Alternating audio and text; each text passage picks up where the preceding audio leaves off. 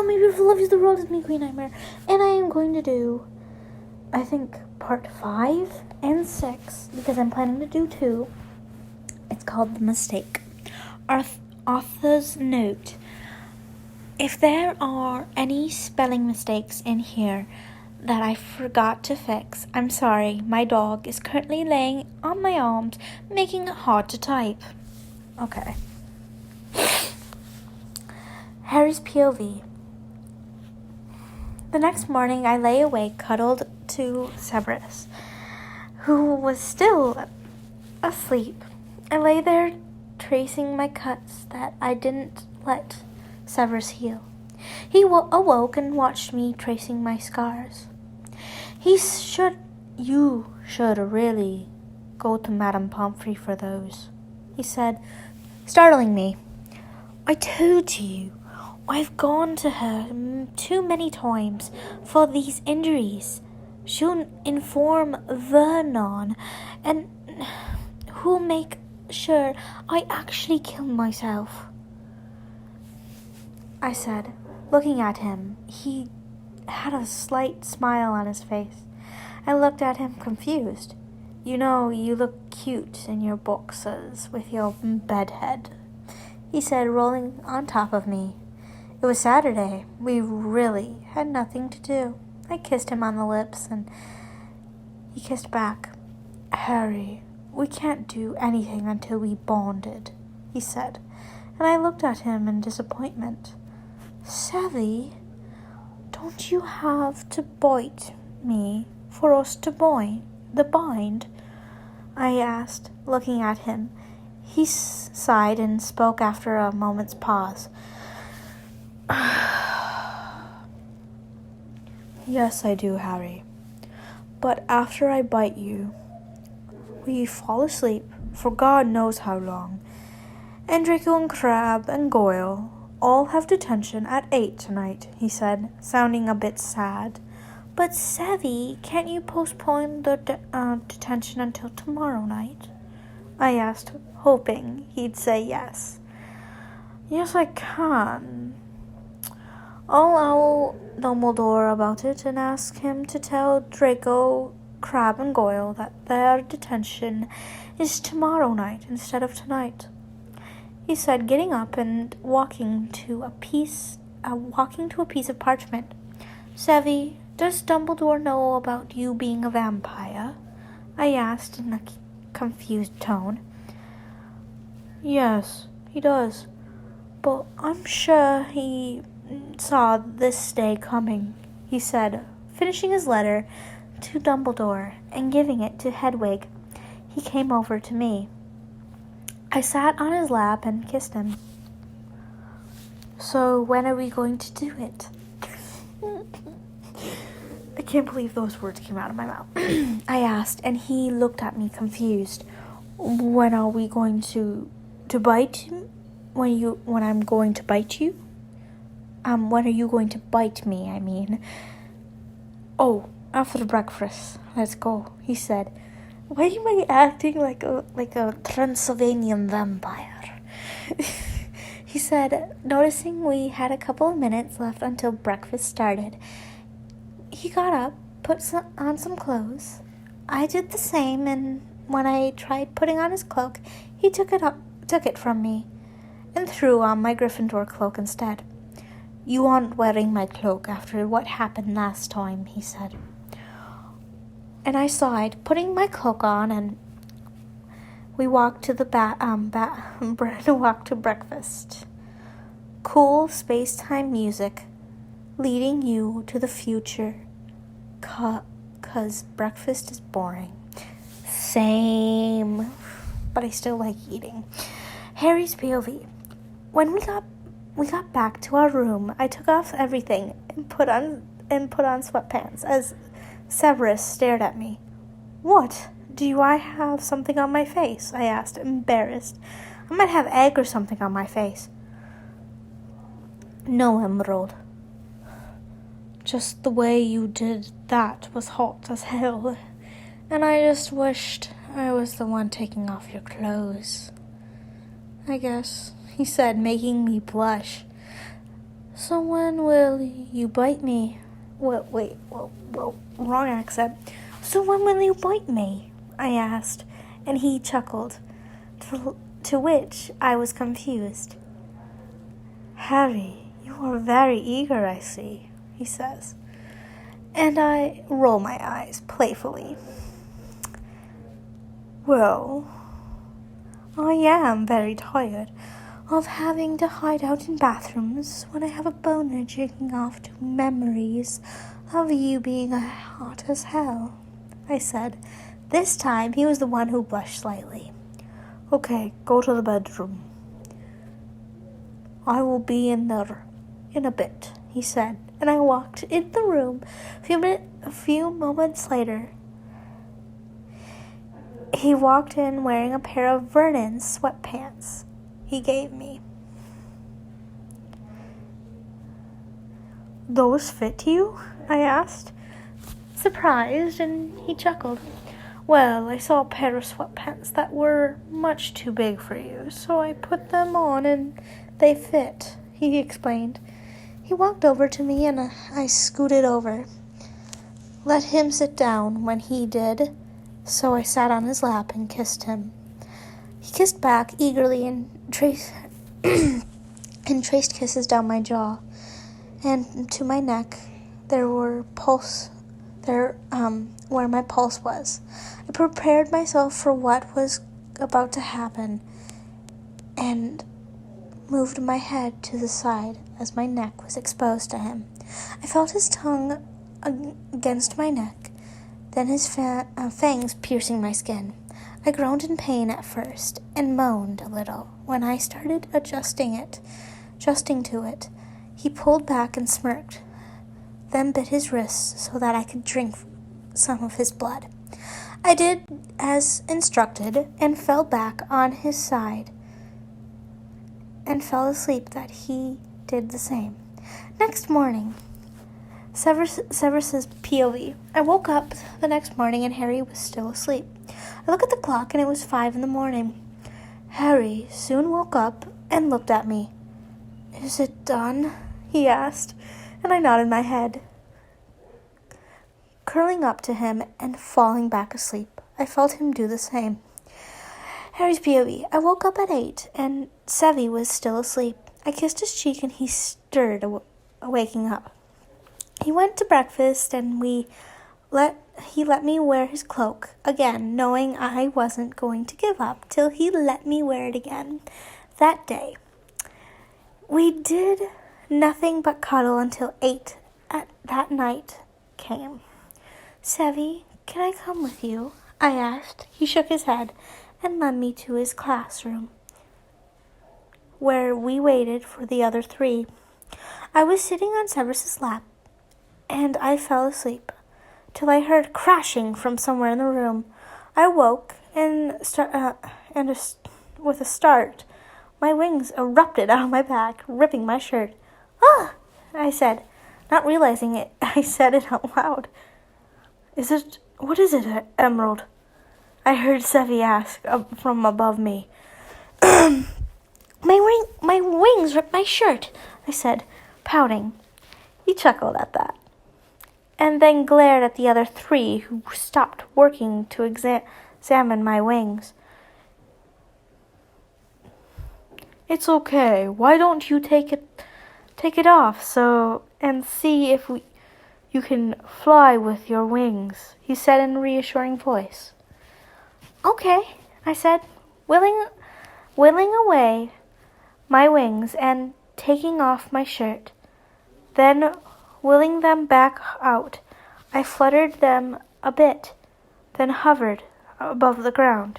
It worked, so I nodded at Sevy that he can pay attention to the boys again. I flew in the air a bit before I heard something that scared my wings into hiding. Severus's POV. As I was watching the boys, making sure that they were their work done in grading papers, I felt my heart drop to my stomach for some reason. I looked up to see if Harry was okay, but when I looked up, he wasn't in the air. I heard a thud and slowly looked down. Author's note. I noticed a lot of mistakes and decided to fix them. And also, you've read this one, check out the Dreary Story, since a lot of you love this one, and I think you'll love the other one. I will check out this person's Dreary as well. Don't worry about that. You gotta remember me, though, because I can't remember everything at once. The Mistake Part 2. I couldn't think of anything else for the title, so instead it's a Part 2 for the last chapter. Author's note over. Severus's POV. When I heard the thud and slowly looked down, not wanting to see what was waiting when I looked down fully, Harry was lying on the floor with blood seeping from his hair and his back. Harry! Harry! I yelled, getting the others' attention. I need help, Severus, I heard Draco ask, and I looked at him. You can run fast, right? I asked, and he looked at me confused, but nodded a yes. Okay, I need you to run ahead of me and get Poppy to set up a bed for Harry and tell her I'll be there in a bit. He nodded and ran out of the room. I picked up Harry bridal style and turned my attention to Crabbe and Goyle. I need you two to follow me. You will finish your detention by helping take care of Harry. They nodded and followed me into the hospital wing. I walked fast, not wanting to accidentally trip with Harry. When we reached the hospital wing, Poppy hurried us in and showed me to the bed, 2 beds away from the door. I hurried over and laid him down. There was a chair by the bed. Knowing it was for me, I sat in it. My attention was turned towards the other 3. You 3 help Poppy with Harry. If I come back and you aren't doing the right things to help him, you'll have detention for the rest of the year. I snarled. They had looks of fear in their faces, and I walked towards Dumbledore's office to tell him of the incidents. Mars bars, I muttered, and the gargoyle sprung to life. Revealing stairs, I ran up and knocked on the door. Come in, I heard mutter. I walked in, and he was behind his desk, talking to Minerva. What is it, Severus? He asked, seeing me in a rush, and sat down. It's Harry, I said, fighting back tears. What about Harry, Severus? He asked, seeming annoyed. Well, he was testing his wings out. They seemed to be okay in supporting him in flight or floating, so I let him float on the corner of the classroom while Draco, Crabbe, and Goyle were serving detention. And I felt pain, like I felt my heart drop to his stomach. Then I heard it. I said, Heard what, Severus? Minerva asked, interested in the talk about her seeker. I heard him fall to the ground, I said, and they both had looks of horror on their faces. As I let some tears fall down my face. Go to him, Severus. I'll cover your classes until he is better. Minerva, if you want to go, too, you may, he said. We both nodded and rushing back to the hospital wing. How is he, Poppy? Minerva asked, knowing I might cry if I asked. He will be okay. He had a few broken ribs and a cracked skull, but nothing magic couldn't fix, she said, and looked at him. May I ask what happened? She added, confused. His wings, they gave way when he was floating on top of the classroom, I said, choking back sobs. You You two bonded recently, didn't you? She asked, and I nodded. Very well. Some Vila wings have a mind of their own. In this case, Harry's wings have a mind of their own. And when you bonded, they were trying to make sense of it, and became jumpy at the slightest sound. And, well, will themselves away, so it isn't your fault, or Harry's, Severus. You just didn't know, she said, and I was full of tears at this point. I sat in the chair by his bed and held his hand as the others were finishing up his potions. He'll be out for a couple of days. Draco, Crab, and Goyle, go to the... Oh, wait, okay, no, it's her. Go to the dorm when you're finished. A month later. Harry's POV. I woke up and I felt something at my side. Not knowing where I was, I tried sitting up and was met by a great deal of pain. The lump on the side of me looked up, and I realized it was Sevi without his glamour. His eyes were red and puffy, like he was crying before he fell asleep. Harry, thank Merlin you're awake, he asked. And I looked at him, confused and worried. Sevi, have you been crying? I asked, and he looked down. Yes, Harry, I have, he said, and I looked at him, just wanting to hold him and eliminate whatever made him cry. Why, Sevi? I asked, and looked at him with sadness in his eyes. I thought you weren't going to wake up, he said, and I looked at him puzzled. What's that mean? Surely I was out for a couple of hours, I asked, confused, and he looked at me bewildered. Harry, darling, you were out for a month, he said, and I returned the look of bewilderment. You were out longer than expected, he added.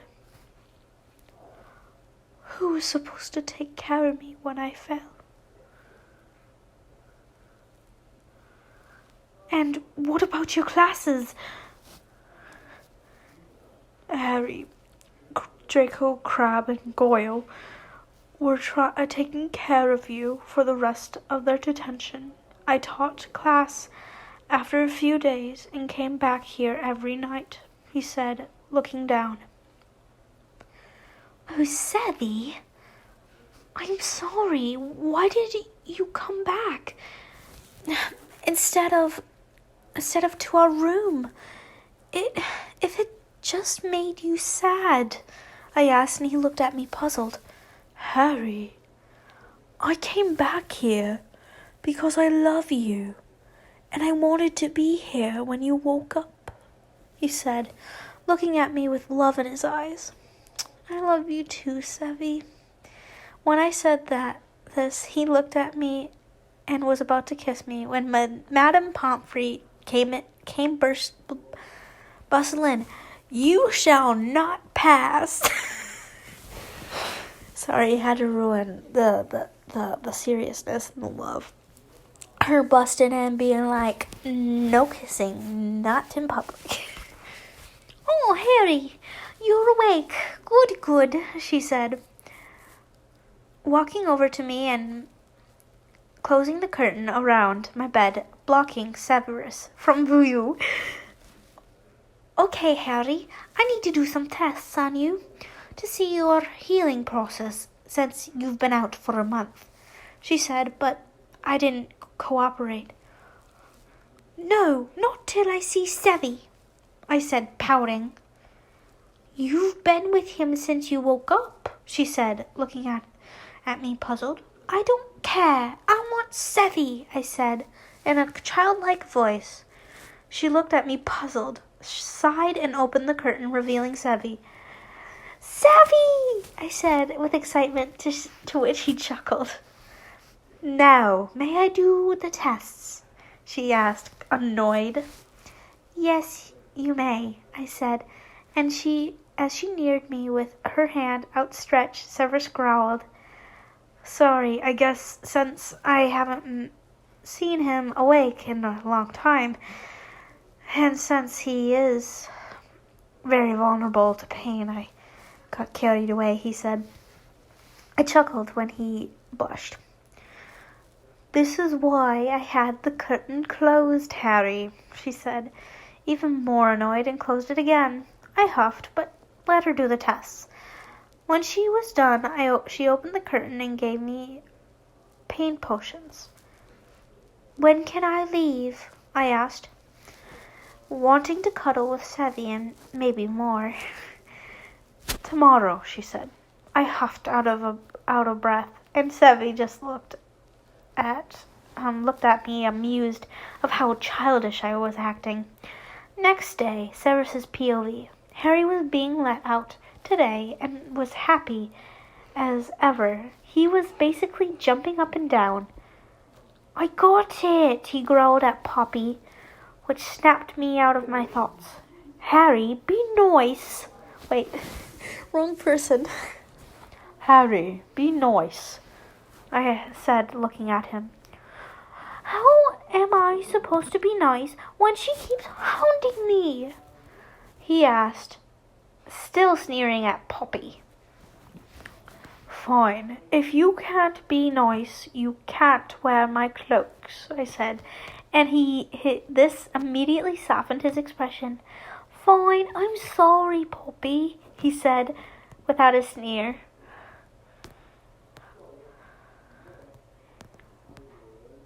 Just because you are dating a teacher doesn't mean you can call me Poppy, she said in a sneer. Fine, have it your way. He sneered, and I quickly grabbed Harry and dragged him out before she could retaliate. When he reached our room, Harry seized my cloak from me and put it on, laying on the bed. I walked over to him and laid down. Harry, I need to feed, I said, looking at him. Oh, okay, he said, and I waited for him to move the hood off his head so I could have some of his blood. What? He asked, noticing me staring. I need to feed on you, I said, and he looked at me, seeming to remember something. Oh, yeah, right, I forgot, he said, quickly moving the hood and his head so I had access to his neck. I licked the mark that was there since our bonding, then sank my teeth into his skin and started feeding. After a few sips of blood, I pulled out of his neck and closed the wound. Then I moved my head so he could access my neck. Almost immediately, he launched at me, licking my neck, sinking his fangs into it. It felt so good I released a few moans. He closed the wound on my neck and started kissing up to my lips. I moaned as he did this. Since it's been so long, I laid him on the bed and straddled his hips. I kissed down his jawline to his neck, leaving a hickey, claiming him as mine. Whew. Is the next one smutty?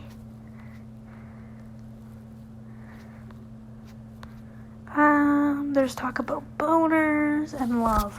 Nope. No smut. Sad. Well, I'm gonna end it here, guys. I did do part 5 and 6 just now, so I hope you liked it. Have a great night. I love you guys so much, and be happy, be healthy, and always be loving. Bye bye. like a Hellcat.